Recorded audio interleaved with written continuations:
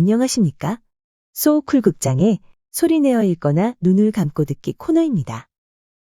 오늘은 임진왜란이 일어났을 때 벌어진 일로 외놈과 싸우기 위하여 300명의 도적이 자원하여 의병이 되는 이야기입니다. 구독과 좋아요 그리고 알람 설정 부탁드립니다. 재미있고도 좋은 글로 보답하겠습니다. 진사 김생은 탁월한 지략을 가졌고 선비의 기계를 지키는 인물이었다. 하지만 선대로부터 물려받은 재산이 없었고 여러 번 과거에 낙방하는 등 불우한 환경에 빠져 뜻을 제대로 펴지 못하고 있었다. 김생이 재상의 아들인 어떤 친구와 약조하기를 내일 함께 동대문 밖으로 가서 친우의 반우를 조문하기로 하였다. 이튿날 날이 채 밝기도 전에 어떤 사람이 와서 친구의 말을 전하였다. 아무개 댁에서 타고 가실 말을 보내면서 듣자니 아무개 친구의 반우가 날이 밝기 전에 들어온다고 하니 우리는 마땅히 날이 밝기 전에 성문을 나서야 할 거야. 그래서 사람과 말을 보내니 급히 타고 오게 라고 말씀하셨습니다. 김생이 이를 믿어 의심치 않고 말을 타고 성을 나갔다. 행차가 종암에 이르렀을 때 김생이 물었다. 너희 댁 상전은 어디 계시느냐? 말고삐를 잡은 사내가 대답하였다. 저 앞에 계십니다. 곧 채찍을 가하여 누원에 이르렀으나 해가 아직 뜨지 않았다. 큰 길을 따라가다가 한 곳에 도착했다.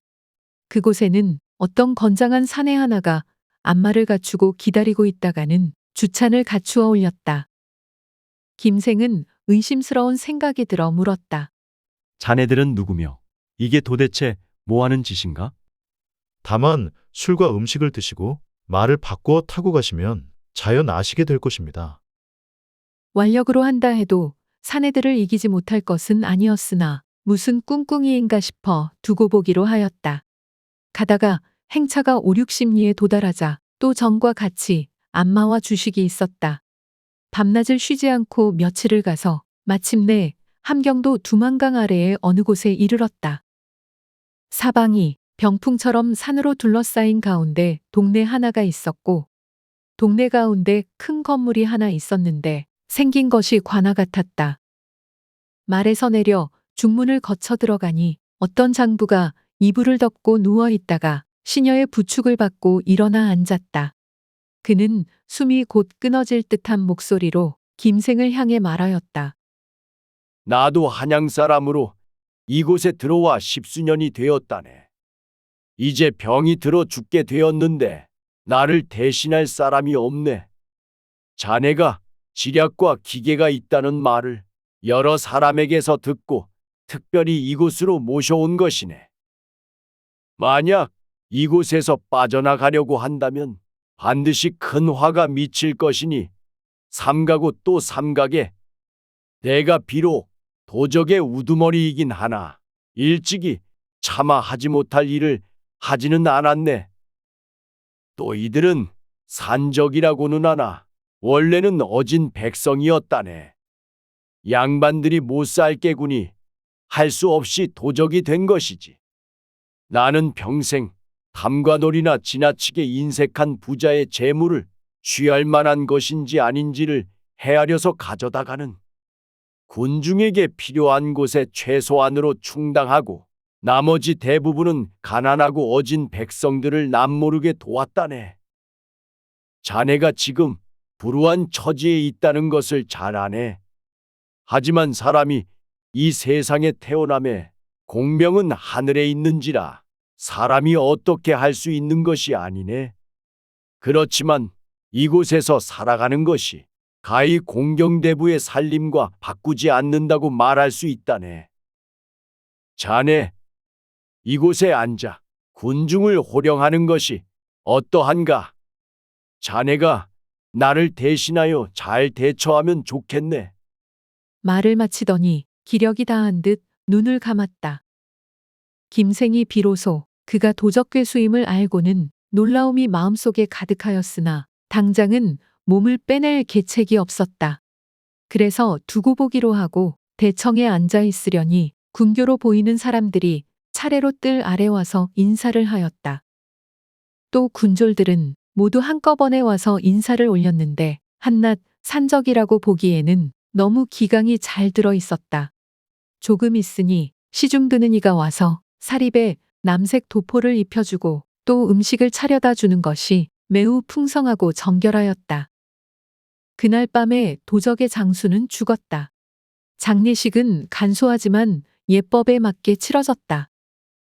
김생이 산채에 머문 지 7, 8일이 되었을 무렵 군중들이 가끔 끼리끼리 모여 이런 말을 하였다.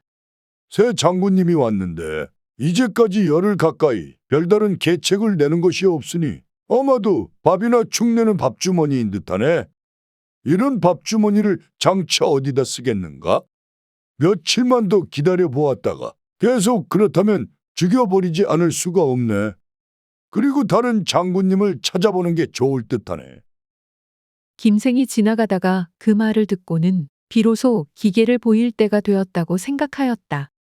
이튿날 아침 김생은 대청 위에 앉아서 군교 가운데 우두머리를 불렀다. 장례 치르는 일이 바빠서 미처 물어볼 틈이 없었네. 지금 군중의 살림살이는 어떤가? 혹시 모자라지는 않는가? 산중에 약간 모아두었던 것은 장례 치르는 비용으로 거의 다 썼습니다. 이제 남은 것이 그다지 많지 않습니다. 안 그래도 지금 이 문제로 고민하던 중입니다. 그래, 그러면 군교들을 모두 불러오게.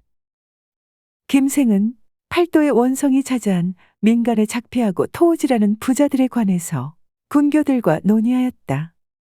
김생이 군교들의 의견을 모두 듣고 심사숙고한 후에 함경도 영흥에 있는 주시성을 가진 부잣집 털 것을 명령하였다. 그러자 군교 우두머리가 불가함을 주장하였다. 그 집이 과연 거부이긴 합니다만 실제로 털 가망이 없습니다. 그 고을에 있는 4,500가구가 모두 주인 집에 딸린 종들이고 집마다 병장기를 갖추고 있습니다. 또 집마다 문 위에 있는 새끼줄에 큰 방울을 걸어 놓았는데 그 새끼줄 끝은 모두 새끼줄 하나에 연결되어 주인 집에 걸려 있습니다. 만약 일이 생겨 주인이나 종이 방울 달린 새끼줄을 흔들면 마을의 모든 방울이 한꺼번에 울리게 되어 있습니다. 그러면 마을의 남자들이 모두 병장기를 들고 나와서 침입자와 맞서 싸웁니다. 그러니 그 마을은 한번 들어가면 무사하게 나올 가망이 전혀 없습니다. 이를 장차 어찌하겠습니까? 김생이 그를 꾸짖어 말하였다. 장수가 이미 명령을 내렸으면 물속이나 불속이라도 굳이 마다할 수 없다. 그런데 그대는 어찌 감히 어지러운 말로 군심을 흔들리게 하는가? 그러고는 즉시 그 군교를 잡아들여 곤장 몇 대를 친 뒤 분부하였다. 이번 일은 내가 친히 현장에 나가겠다. 이튿날 김생은 수염도 붙이는 등 함경도 가명의 비장 모습으로 변장하였다. 푸른색 천릭을 입고 비장의 신분을 알리는 패도 찼다. 그러고는 큰 상자와 장롱 따위를 수십 발이나 소에 실었다. 그 뒤를 따르는 졸개들은 모두 역절 모양을 하였다. 해가 저물 무렵 급한 듯이 주부잣집으로 달려들어가 함경도 가명에서 진상할 물건을 가지고 가는 비장이라 말하였다. 대문에 들어서자 주부자가 황망히 나와 맞이하였다. 서로 무난 인사를 나눈 뒤 김생이 주인을 향하여 말하였다. 이것은 가명에서 별도로 진상할 물건들이오. 소중한 것이니 대청마루 위에 두는 게 좋겠소. 주인은 그의 말대로 대청마루 위에 두었다. 그러고는 저녁을 마련하여 대접하였다. 밤이 되자 김생은 주인과 베개를 나란히 하여 누웠다. 주인이 자다가 가슴이 답답하여 눈을 뜨니 아까 가명에서 나온 비장이라고 한 자가 손에 단검을 들고 가슴 위에 앉아서는 주인에게 말했다. 나는 가명에서 나온 비장이 아니라 바로 도적의 괴수이다. 만약 소리를 내면 이 칼로 내 목을 칠 것이다. 돈과 비단이 있는 곳을 알려주면 살려주마. 그렇지 않으면 내 목숨은 오늘 밤으로 끝이다. 어떡할 텐가? 마땅히 삼가 일일이 받들어 행하겠습니다. 행여 저를 상하게 하지는 마소서. 김생이 뒤따라온 졸개들을 불러 주인이 준 열쇠로 고방을 열게 하고는 돈과 비단을 찾아냈다. 이러고 있을 때 집안 사람들이 모두 놀라 허둥대다가 더러 가까이 오는 사람이 있으면 주인이 오지 못하게 했다. 제발 내게는 가까이 오지 말고 고방에 있는 물건은 마음대로 가져가게 그냥 맡겨두어라. 이에 도둑대들이 고방에 마구 들어가 포목, 금, 은, 비단 따위의 물건을 내다 실었다. 주인 집에 있던 소와 말에도 아울러 짐을 실었다. 졸개들에게 동네 어귀로 싣고 나가게 한 뒤 김생은 왼손으로 주인의 손을 잡고 오른손에는 칼을 잡은 채 함께 문을 나서서 동구 밖에 이르러서야 주인을 놓아주었다. 그러고는 곧 말에 올라 사라지니 마치 비바람이 몰아치는 듯하였다. 일행이 얻은 것은 거의 수만 금이 넘었다. 군중에서는 김생의 계략이 천지신명 같다고 칭송하지 않는 사람이 없었다. 산채에서 필요한 최소한을 제외하고는 나머지를 반은 고방에 저장하고 반은 가난한 백성들에게 고루 나누어 주었다. 고방에 저장하는 것은 김생이 보기에 나라 안팎의 정세가 매우 불안했기 때문이다. 김생은 면밀한 계획을 세워 악랄한 부잣집을 계속 털었고 거두어들인 것은 백성들에게 나누어 주거나 아니면 고방에 계속 저장했다. 그렇게 3년이 지났다. 그러자 아니나 다를까 외놈들이 우리 강토를 침략하였다는 소식이 함경도까지 들려왔다. 김생이 군중들을 다 모아놓고 말하였다. 그동안 우려했던 변란이 일어났다. 외놈들이 우리 강산을 침범하여 유린하고 있다.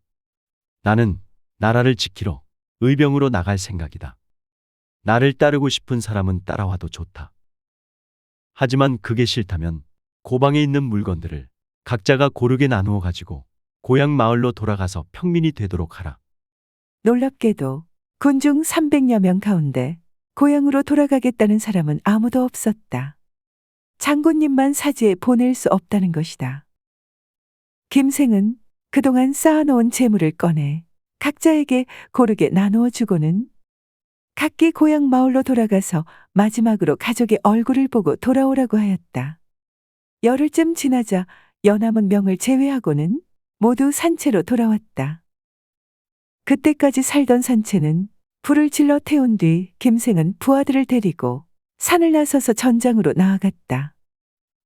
김생을 의병장으로 한 300명의 의병부대에 관해서는 임진왜란 이후 나온 여러 책에서 간헐적으로 그 활약상이 보인다.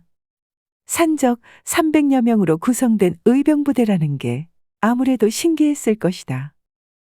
하지만 어느 문헌에도 그 사람들 가운데 몇 명이라도 살아남았다는 흔적은 안 보인다.